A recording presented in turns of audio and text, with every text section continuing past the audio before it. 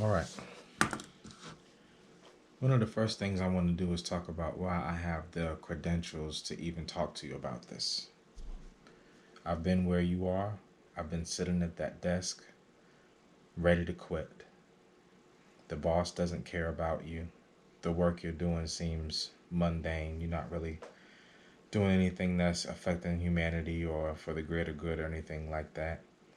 And you know that the moment you quit that job, that manager, that supervisor, that project manager, that director of operations is going to find someone else to replace you.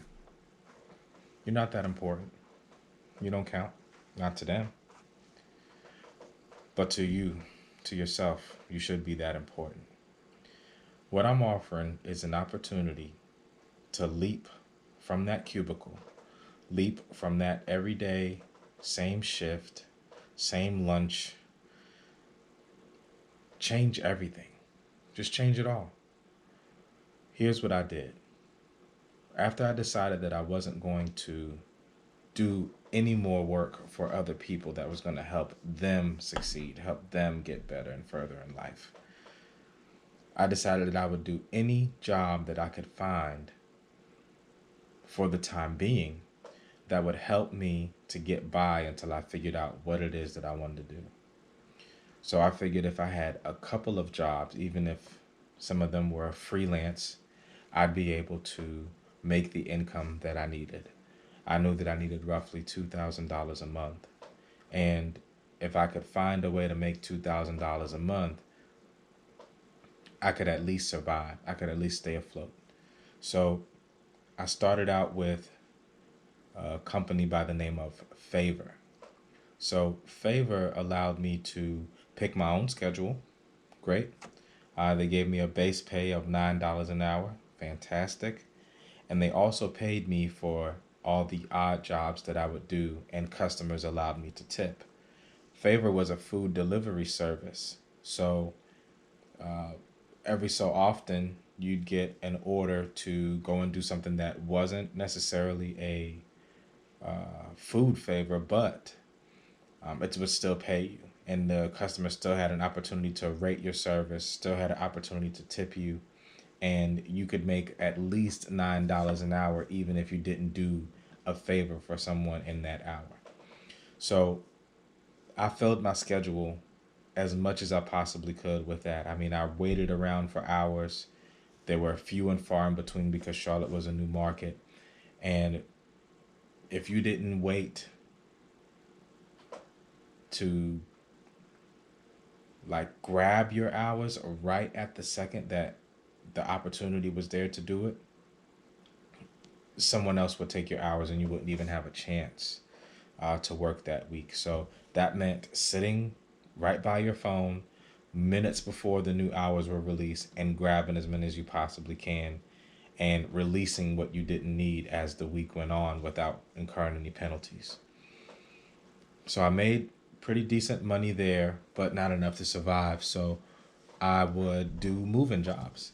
I found a guy here in the area that needed help moving. It worked with my schedule. I would take moving jobs. And between the moving jobs and working with this food delivery service, I was able to at least stay afloat and make my bills while not necessarily having to be tied down to a specific schedule, a specific building, a specific cubicle. I didn't want to be tied to any of that. And with this guy working under the table, paying cash daily, I didn't feel like I worked for him. I felt like I was a contractor working with him on a project. And that's what we did. So after I did that, between working with Favor and the moving jobs, I realized that I needed something more, something else, but something of my own, something that I could work on. And I noticed that these cleaning jobs, well, excuse me, moving jobs, were a lot of opportunities left on the table because no one was cleaning the apartments or homes afterwards. People were just moving, and whatever junk was left over was there. Now, I'm not saying those people weren't concerned with the cleaning. I'm just saying that I saw opportunities, and it made me think about offering cleaning services as my third job, so that way I could even have that extra source of income and still be working on something of my own.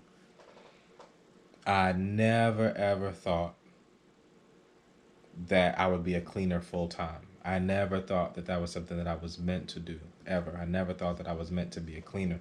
But I'm a resourceful person, and it made me see that I needed to use whatever was around me to get ahead.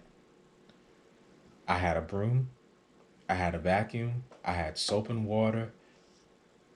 I know that there's somebody out there that could use some kind of cleaning of something, and I was willing to use my time wisely enough to make sure I was bringing in some kind of income every hour, whether it be moving, cleaning, delivering food. Um, I was going to hustle. And from doing that, my third job, my third job turned into my full time job and my passion, and now has me making anywhere between 31 to $5,100 any given month. And I work for myself. I'm my own boss. No one can tell me what I can or cannot do, or how I should or should not be. Now, in order to be successful, I have to have a lot of integrity. I have to make sure that I'm a man of my word. And I think that's my favorite thing about the business is it's up to me.